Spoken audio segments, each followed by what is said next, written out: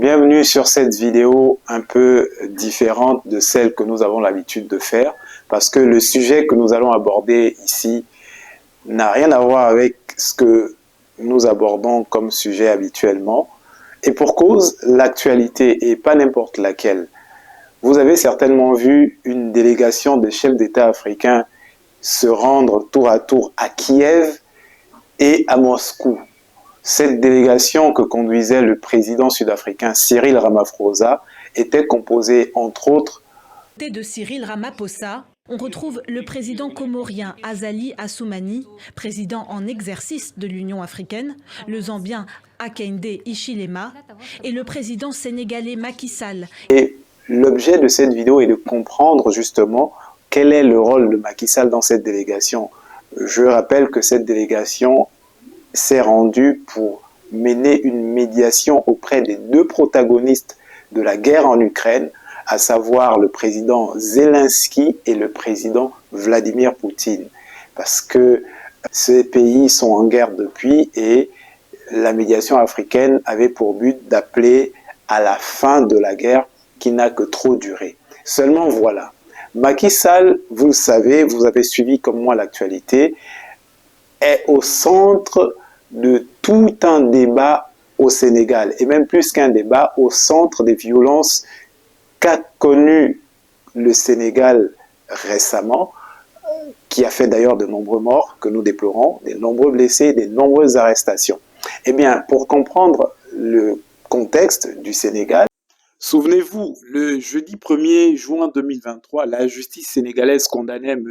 Ousmane Sonko à 2 ans de prison ferme pour corruption de la jeunesse. Il faut dire au passage qu'il était poursuivi pour des faits de viol. Finalement, la justice l'a condamné pour un autre chef d'accusation. Bref, ce qui a entraîné une vague de protestations faisant plusieurs morts et de nombreux blessés. Voilà un Macky Sall qui se rend en Ukraine et en Russie pour aller parler de paix alors que c'est le même Macky Sall qui aurait pu éviter le bain de sang dans son propre pays, où il a plutôt préféré jouer les pyromanes. Et à ce jour, rappelons qu'il ne s'est toujours pas exprimé là-dessus. Donc, le calme qui règne à Dakar et plus globalement au Sénégal est un calme précaire, puisque à tout moment, ça peut repartir de 0 à 100 en quelques instants. Et on n'a pas entendu un seul mot de la part de Macky Sall pour apaiser, pour rassurer. Il n'a pas voulu se prononcer alors qu'il suffisait qu'il prenne la parole pour dire par exemple qu'il ne sera pas candidat en 2024 pour décrisper l'atmosphère, pour faire redescendre la pression qui était montée au lendemain de cette condamnation et qui était vue par tous les observateurs, aussi bien au Sénégal qu'en dehors du Sénégal, comme étant un procès politique, comme étant une instrumentalisation de la justice pour écarter une énième fois un adversaire potentiel et pas des moindres, puisque Ousmane Sonko est arrivé à la 3e place et on l'a vu, Macky Sall est de plus en plus contesté dans son pays. Comment comprendre qu'un homme préfère laisser son pays sombrer dans la violence et va jouer les chantres de la paix ailleurs où il y a déjà plusieurs acteurs qui s'impliquent pour mener une médiation pour un retour à la paix entre ces deux pays? C'est toute la question qu'on se pose. Et d'ailleurs, pour rester dans le contexte africain, quel est véritablement le rôle de cette délégation africaine qui parle de paix quand on sait que sur le continent également, il y a des régions qui, depuis des années, sont l'objet d'attaques. Je pense notamment à la RD Congo, je pense notamment à la Somalie, à l'Éthiopie, au Soudan, bref, de nombreuses régions qui sont l'objet de plusieurs conflits armés entre différents groupes et pour lesquels on n'entend personne, mais personne, encore moins cette délégation qui s'est rendue en Ukraine, prendre la parole pour appeler à la paix, pour faire cesser les violences dans ces régions où de nombreuses personnes sont tuées chaque jour.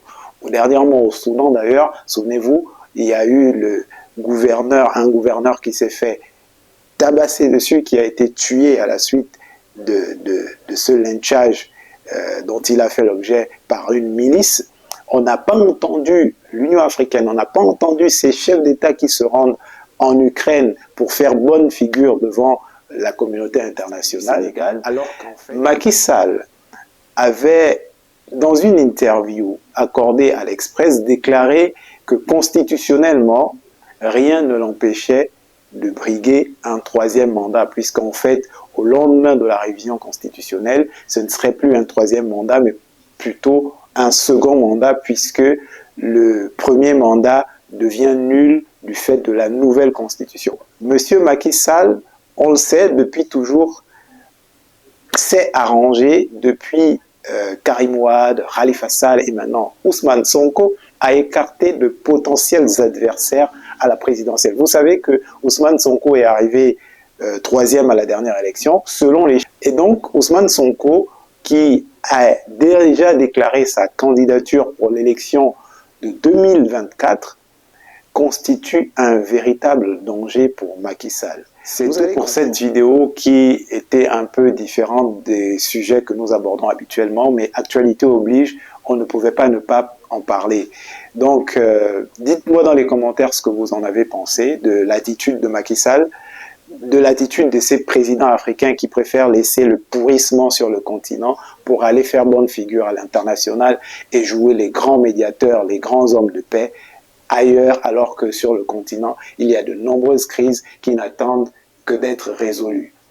Dites-moi également dans les commentaires si vous souhaitez que de plus en plus on fasse des sujets de ce type-là où on parle un peu de l'actualité, puisque les agissements de ces chefs d'État africains ont de nombreuses conséquences sur la vie des populations, sur la vie de la jeunesse, sur le développement du continent. Donc dites-moi dans les commentaires si vous souhaitez que dorénavant, une fois sur deux, on aborde ce type de sujet-là. Partagez la vidéo autour de vous. Abonnez-vous si ce n'est pas encore fait. Moi, je vous dis à bientôt dans une prochaine vidéo. Ciao, ciao.